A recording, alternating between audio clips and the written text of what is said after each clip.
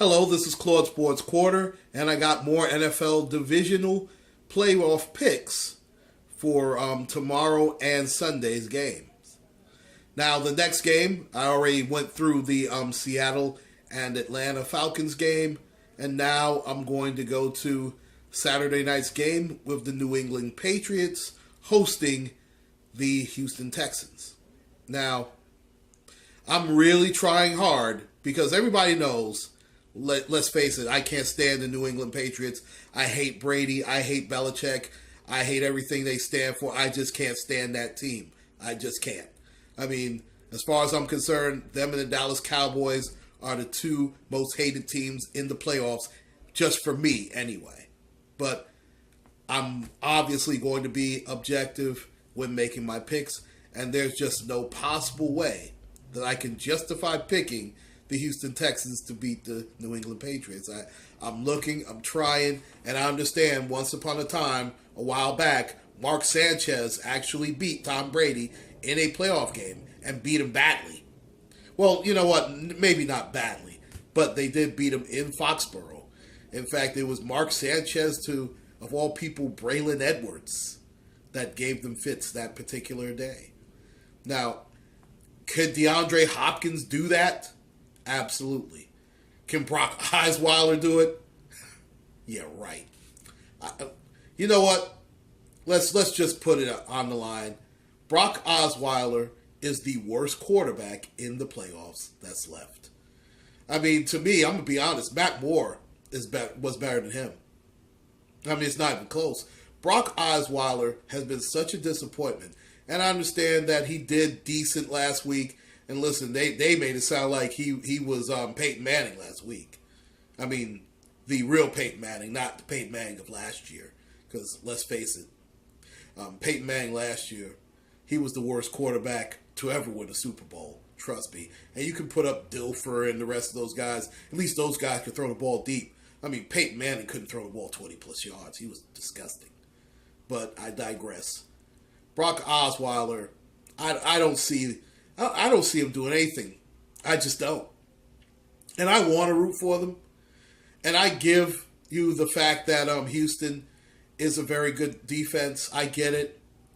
And I'm going to be honest, if it was Watt still, if he was healthy, playing with Clowney, the way that Clowney is playing right now, and Merciless and those guys, and Cushing, and that back end of the secondary, I really like Jackson and Joseph, their corners. I like them.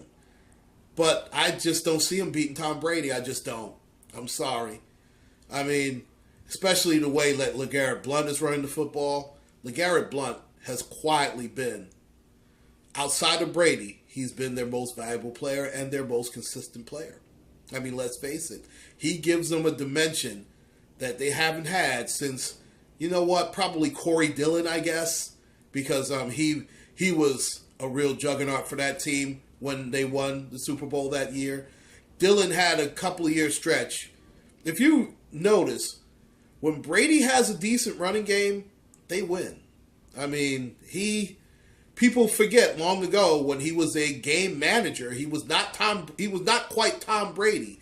He had a guy named Antoine Smith who ran for about 1,200 yards. And they ran that ball, and Brady was able to do his play-action thing. But now they have that precise, precision, three-step drop offense. And Brady gets rid of that ball quicker than anybody in the league. Maybe Aaron Rodgers might be the only guy who might be a tad quicker, and that's only because of his age. Listen, whether you like him or not, you have to give the man credit. He is a great player, and he's tough. He really is. And listen, that New England defense, now, to me, New England's not going to have a problem this upcoming week. Now, a lot of people are going to say, well, because I listen, this game, as far as I'm concerned, this could be an ugly game. I'm going to say the New England Patriots are going to win. I'll say New England 27, and I'm keeping it low because they'll run the ball, they'll run off some clock. I'm going to give them 27-10 because I just don't see them, especially, listen, unless you're going to tell me Lamar Miller's going to run for like $125, $130 plus, I don't see him having a chance. And I like Lamar Miller. He's a good back. He's not a great back. and you have to have a great. And I don't really trust the Texans' offensive line, to be quite honest with you. Bill O'Brien, as far as I'm concerned, should have gotten some Coach of the Year consideration because he really did not have an offense. And he lost his best player in J.J. Watt. And here they are in the division round and actually won a playoff game, albeit against a beat-up Oakland Raider team starting a rookie quarterback in the playoffs for the first time. And I'm telling you, that was such a stupid decision by Jack Del Rio. It lets you know, A, how bad Matt McGloin was, and B, how much they thought of Mr. Cook, Connor Cook. And he's going to be a decent quarterback, but you couldn't. There was no way you were going to let this kid start an NFL game. For his first start, a playoff game. I mean, that's just... I don't get it. I mean, but I digress. I'm going to choose New England very easily, beating them 27-10. It could even get worse than that, but I figure that New England is going to win this game pretty handily. Please like and subscribe, ladies and gentlemen. This is Claude Sports Corner. Take care and God bless.